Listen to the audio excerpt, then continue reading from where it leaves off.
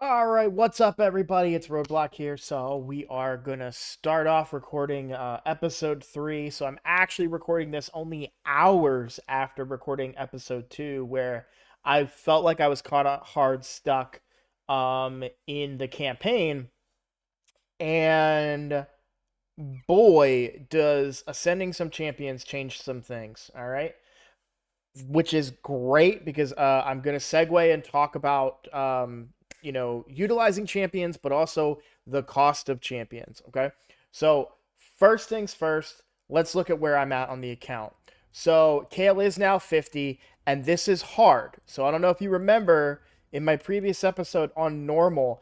I think I was I had just unlocked Brimstone, and this was not 3 star. Everything is 3 starred on normal now. I got the Void Shard there. Now in hard, I have been able to 3 star all the way up through Godfrey's Crossing. Or sorry, well, I can't 3 star this dragon right now. I don't think I'm going to be able to unless I can get some much better gear onto.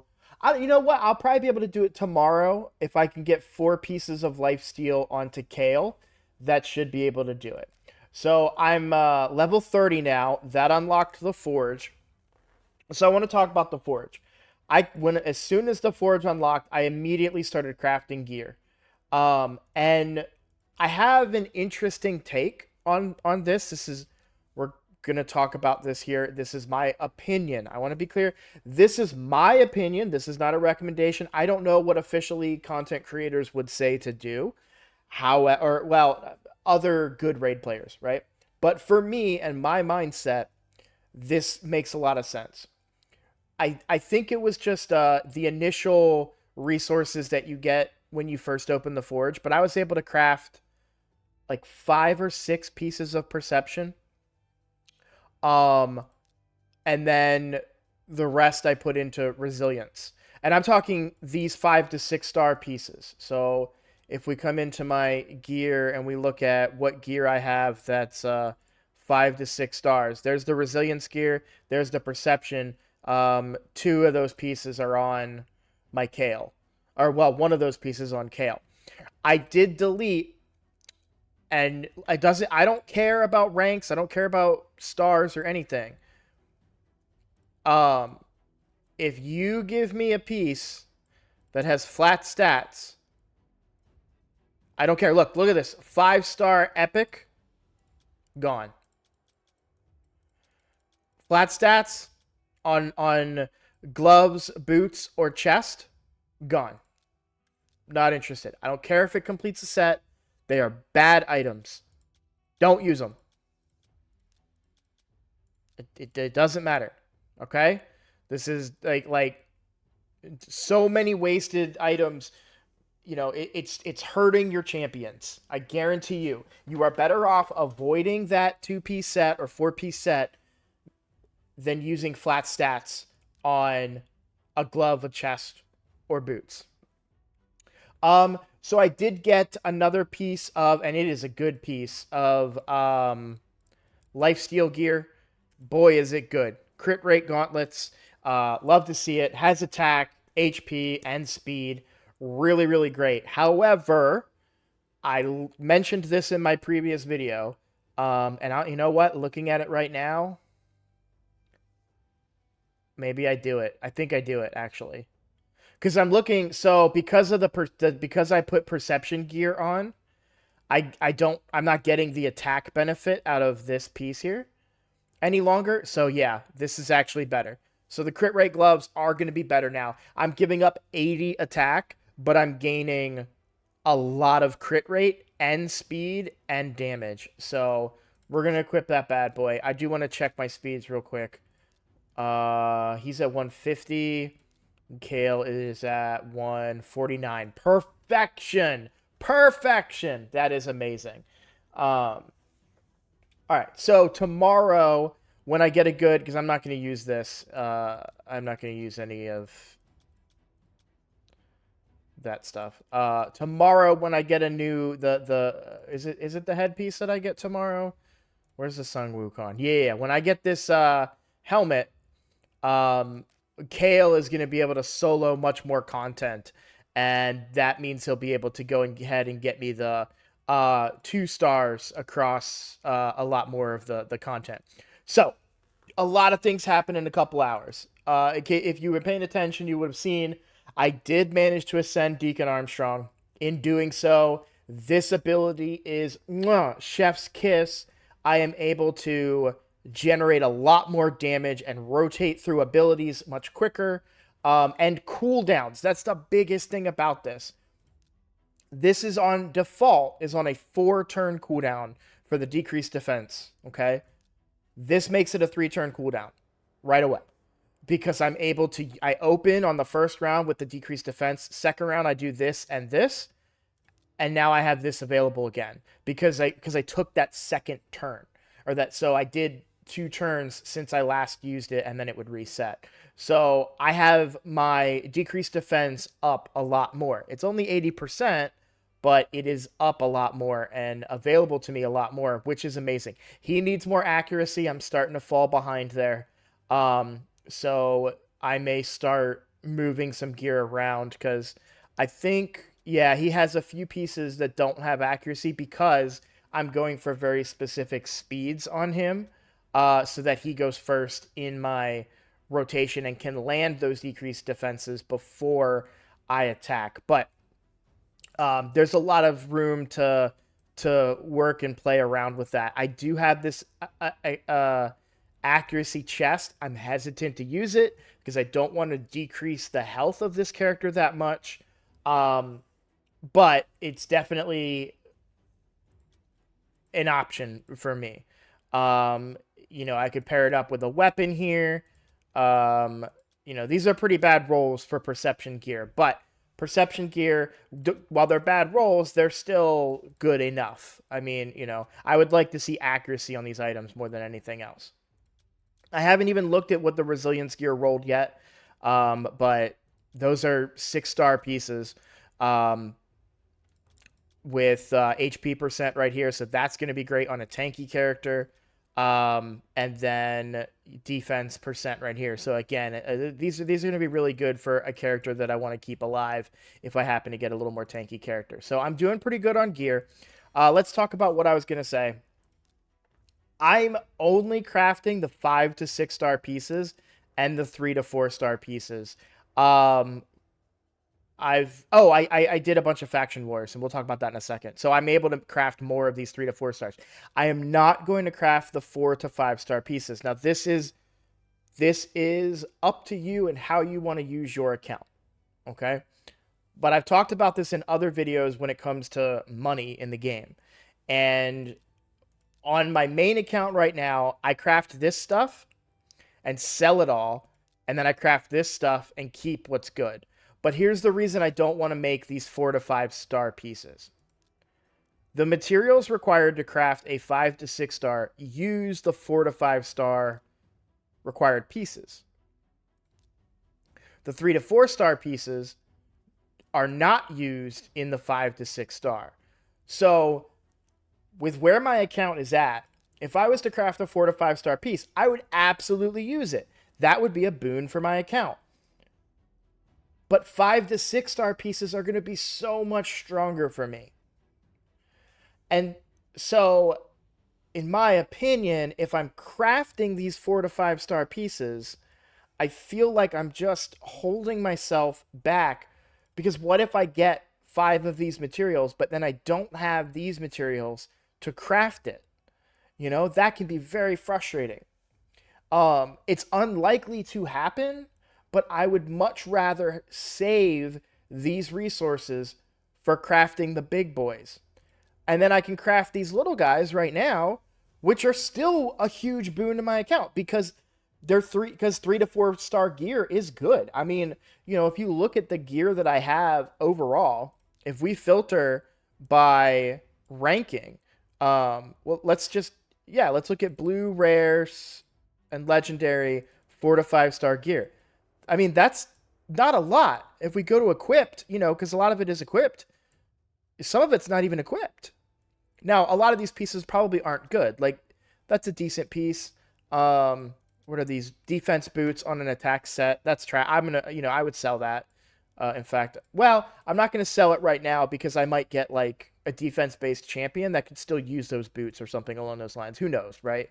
It's at this point in the game, I have uh, on my account, I have 69 pieces. I've just did a cleanse and got rid of basically anything common or uncommon, unless it had already been rolled or had decent stats on it. Um, and so I have plenty of room to hold on to some bad items right now and worry about them later. Okay. So, um,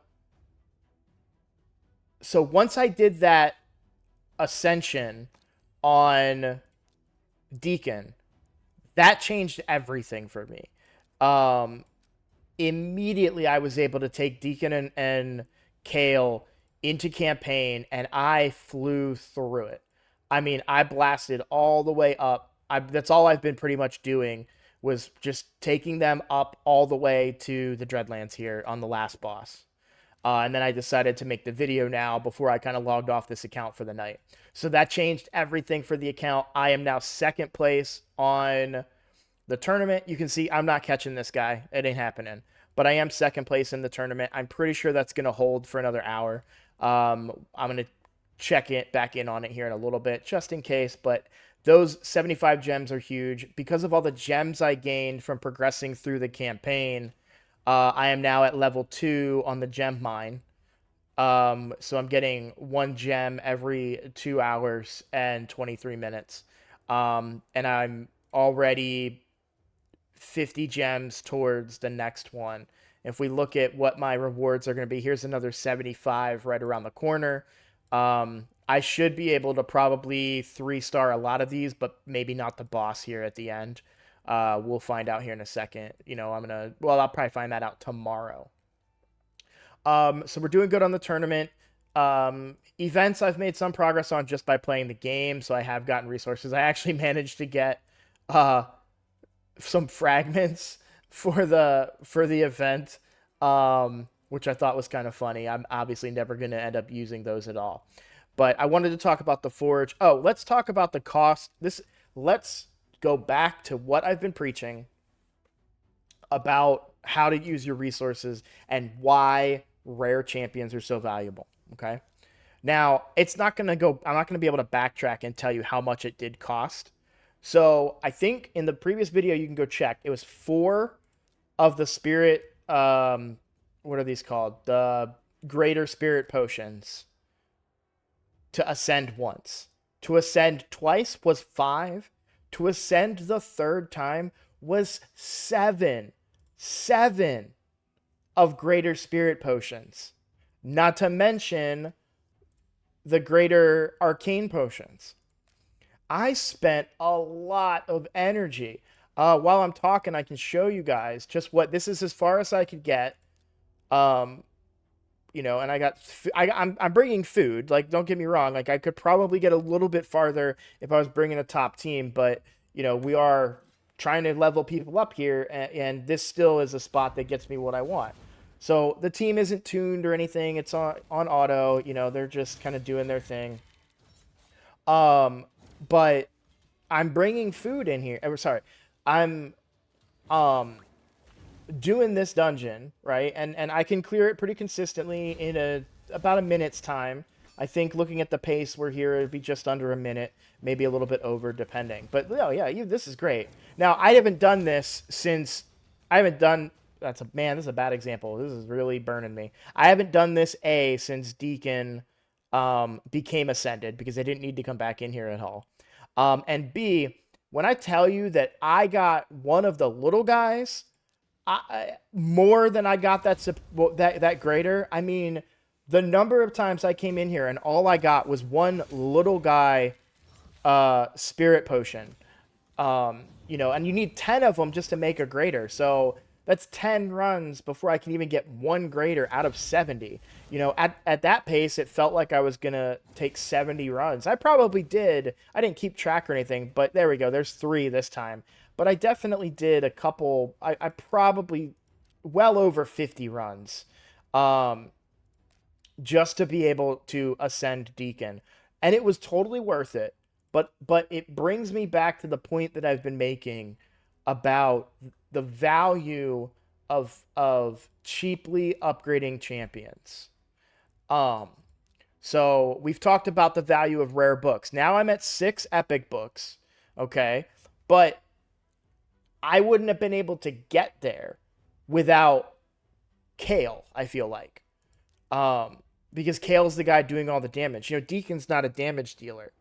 And let's just imagine that you were trying to ascend Deliana as a starter. Right out the gate, she's going to probably be using these for a couple levels, but then go right into the big boys. That's a lot of farming. It's a lot of farming. And I don't know that she's going to necessarily help you farm quicker, right? So it's really hard to say for sure who is going to be better, but I still stand by the fact that my Kale, I'm able to ascend him for much cheaper. If you look to get him to 4-star, I'm a fraction of what I need to get Deacon to 4-star. Now, I mean, it's a small percentage when you consider that, he needs 30 of this type of pot and then 10 of this type of pot just to get to 4 stars. So the amount of resources required to make my Deacon on the same level as my Kale is so much greater. And Kale is so well rounded. I was actually having this discussion with my wife. We were just sitting at dinner and she was asking me questions about the video that I made earlier tonight. And, I explained it to her, and I realized, like, if you have a champion, I wish I had a legendary in front of me to compare to and to show you, like, hey, look, this legendary only lands 80% of the time a poison or whatever, where, Kale fully booked lands it, or let's say, yeah, like a 50%. Or Nethril is a great example. I'm not going to log into my main account to show you, but my Nethril right now lands a the highest rank, um lands the highest, the 5% poisons on his A1 at, I want to say, a 40%. It might not tell me. Does it tell you in this window? So Nethril. Oh, it does. Okay, perfect. So 30%. 30% that he lands this without being booked. And it books to a 50%. So when you go back and we look at Kale, and I know it's an A3, not an A1. I mean, we're comparing a rare and a legendary. Like, I'm not stupid, right? But my Kale has a 50% chance of placing a 5% poison on 4 attacks. It doesn't say it that it's for each attack, but it is for each attack. So he could land 4 of them at a 50% chance for each attack that he does every 4 turns. And so, and what did it cost me to get that? A couple of rare books and a couple of farmable potions, that, like, the lower level potions, to get that.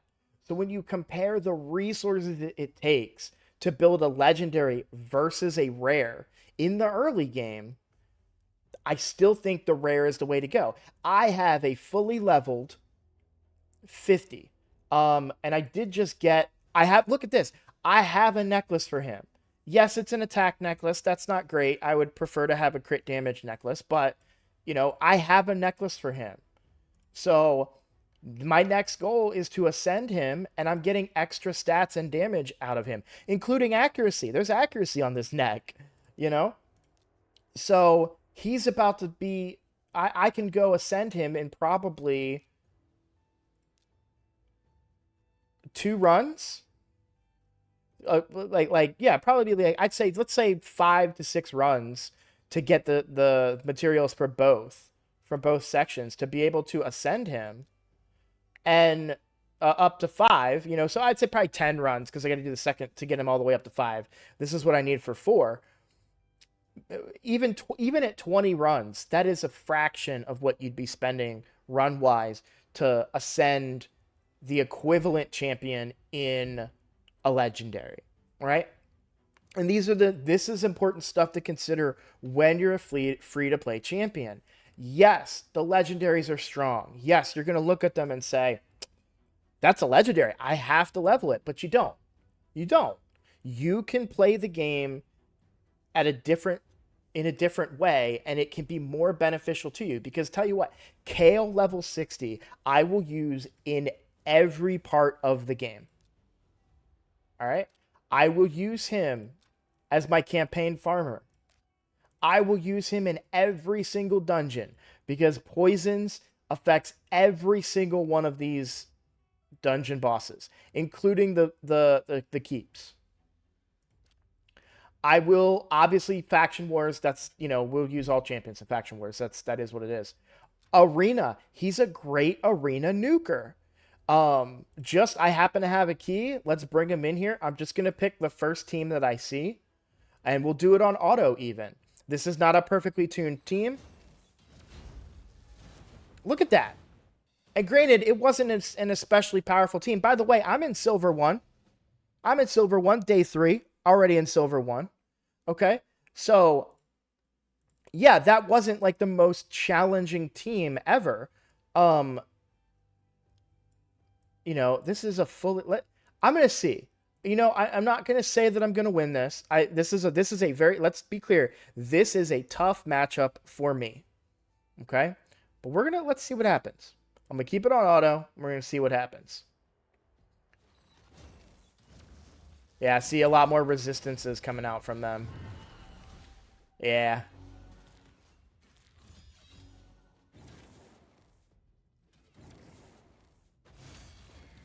Interesting. Okay. I wonder... They have a lot of... That guy's been playing for a while. He's certainly not day 3. And he did have 1 level of ascension there. What's a reasonably comparable team? Here we go. So this guy made a choice. Well, not really, because it's not a level 60. So he didn't really make a choice between one or the other. He just leveled his Sun Wukong up.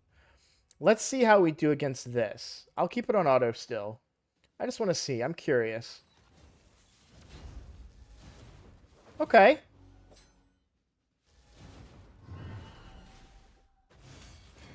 This is winnable, I feel like. Yep, he's going to die from poisons. There we go. Now, I don't know anything about that guy's account. I don't know where he put his resources. Okay? The Sun Wukong is only level 50. I don't know what kind of gear is on Sun Wukong. But my level 50 Kale just beat his level 50 Sun Wukong. Okay? So, grain of salt. But notice that his Sun Wukong isn't even ascended. You know why? Because of what we've just been talking about. It's expensive to ascend these champions. It's expensive to book these champions. And so I know I'm harping on this point, but I'm doing it because in my own clan, I'm looking, and seeing people that are level 6-starring these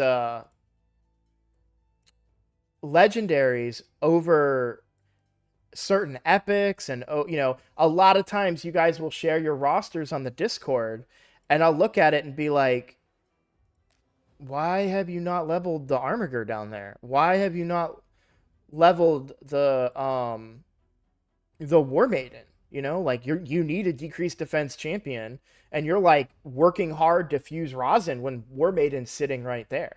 I'm not saying War Maiden is as good as Rosin, but that's when I think of Rosin. He brings a lot to the table, don't get me wrong, but I immediately think of him as a decreased defense and weakened champion.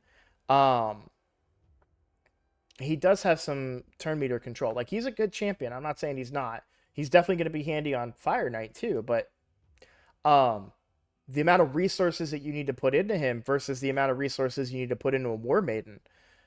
Let me see where my War Maiden is. So my War Maiden is level 30 now. So you'd need to ascend her, and then 3 books that land in the right ways. So maybe 10, with the way Braid does, we'll say like 10 books. And she's hitting 100% of that.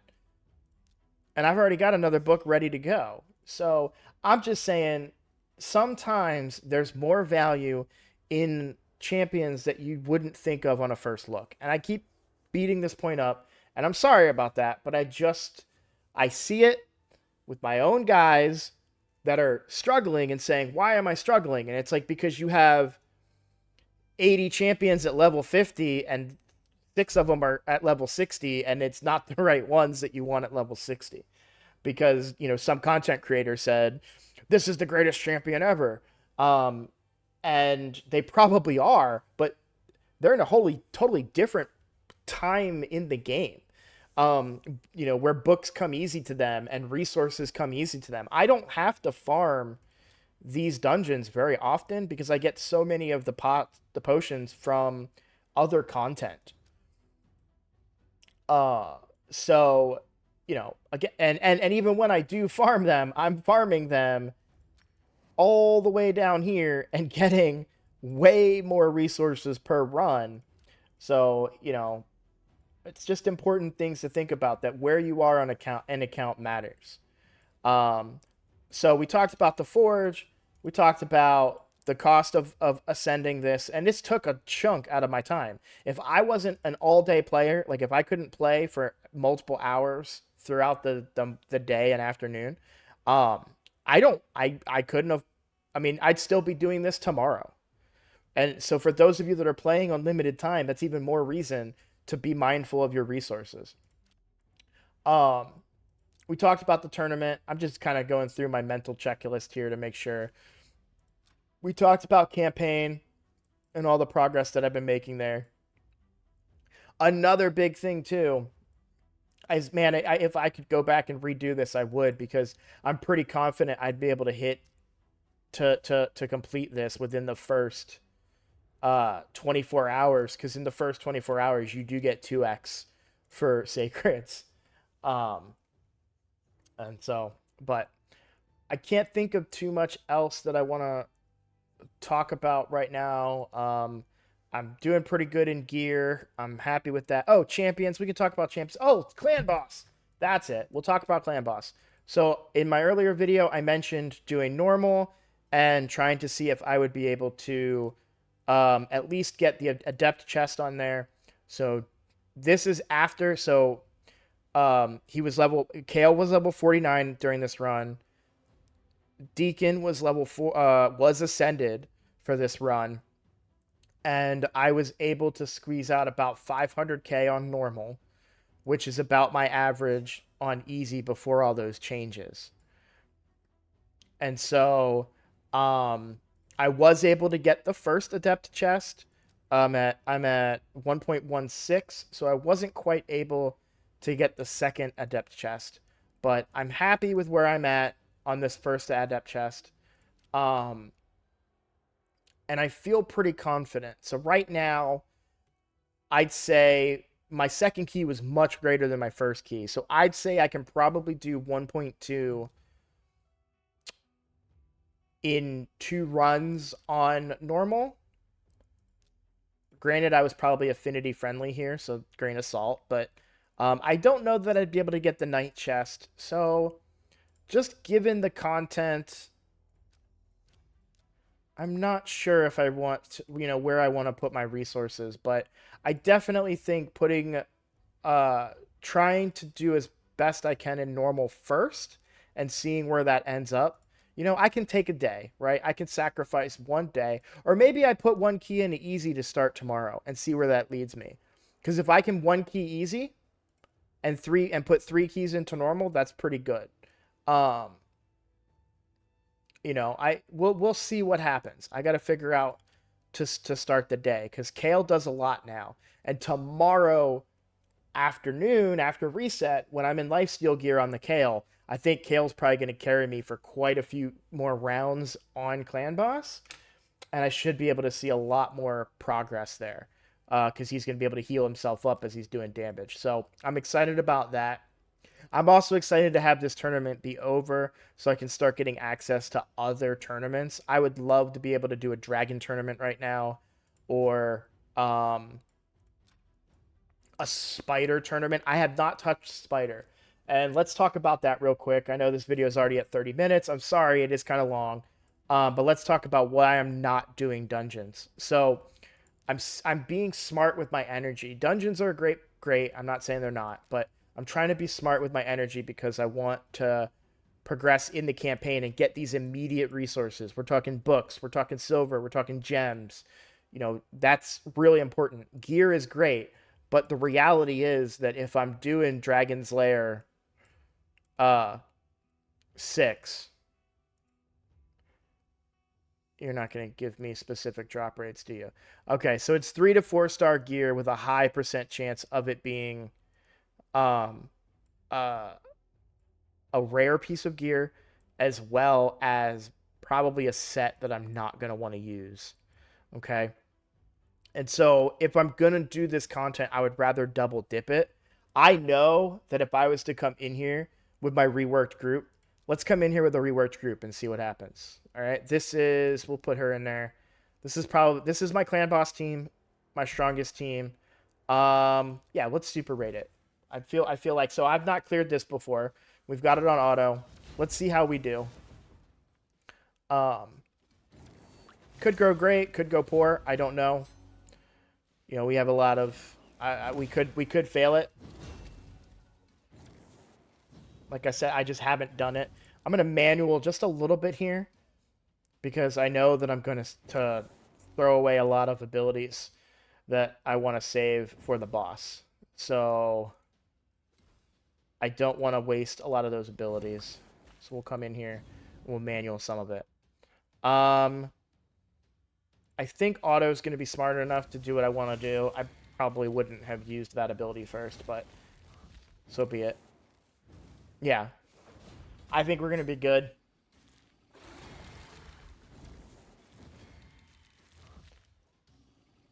Let's just watch here. So we're definitely clearing this content. And we're clearing it not because I got good gear from this I didn't farm dragon to gear up my Kayle better. I just leveled up my Kayle. What a pull. That's awesome. Yeah, I'll take that. Oh, that much just how did I get, is that just a progression thing? Because I did this difficulty of a boss, I just get free ancient? Okay. I don't know. But you'll see, like, this outlaw monk, like, 11k damage isn't much, but he's still pulling some damage. And then Kayle with the big numbers, 123k. So, boom, there's progress, right? I wish I would have got a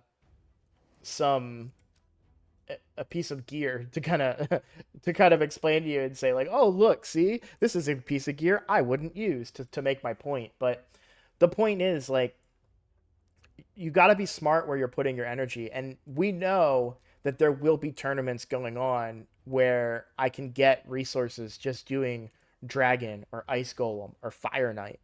And so if you're double dipping, sometimes the resources you get from that tournament itself can then help you go further in the tournament. If you get energy in the, halfway up the tree or something, like look at this. Yeah, like, and there's a whole energy pot right here. So boom, now I have like 6 more runs or whatever the case may be, depending on your difficulty. So, again, just things to think about, making sure you're managing your time and your resources appropriately. So, level 30, things are going good. I think I've talked about just about everything. The only thing I'm bad about this, I haven't looked in the clan shop at all. I haven't even pulled my clan quests yet. So I'm about to go through and do those right now. I can talk about what quests I pulled and everything, but I forget about this because I haven't had to do the clan shop in a while, but I want to start getting the points so I can start getting, I don't know who I'm going to go for first, because his fragments are more expensive, but he is a void. So there's a lot of value in Yakarl over Yenica. And I know technically I could get both of them, but I don't think I'm gonna have enough clan points until, who knows, once we start doing these clan v clans, right? So, but I'm gonna start doing that stuff. Other than that, I think that's everything for the video, guys. Oh, missions. I'm up to the. I think I was up to this mission in my previous video, but 4 champions to level 40. My next 40 is gonna be my War Maiden, and then after that, this guy's gonna be my next 40. I'm sorry, he is rank a 4-star now, and then War Maiden will be the next one. That's probably gonna be my next big step now that I've kind of pushed as high as I can in campaign from a farming perspective. I don't know if Kale can solo these yet, but if Kale can solo, like, if he could solo like Palace of Aravia, for example, I can really farm up some guys, um, and then try to get an Eris who I really want. Eris is a great champion. She is farmable. She's a champion that you guys should be trying to get for your accounts because she's going to help open up some good clan boss comps in the future. Not to mention she's just a pretty decent champion. Either way, we're at 36 minutes, 6 minutes over kind of where I wanted to be on this video. So, yeah. If you guys have any questions, if you have any comments, if you have any thoughts on my decision-making process as far as not picking up a legendary early and, the value of where you're spending your resources in a champion and all those things, please, please, please hit me up in the comments, hit me up in Discord. I would love to be able to debate this. Maybe I'll take your comment and start talking about it on the video so, we can kind of have some collaboration here on the channel. Thank you for watching, and I'll see you in the next one.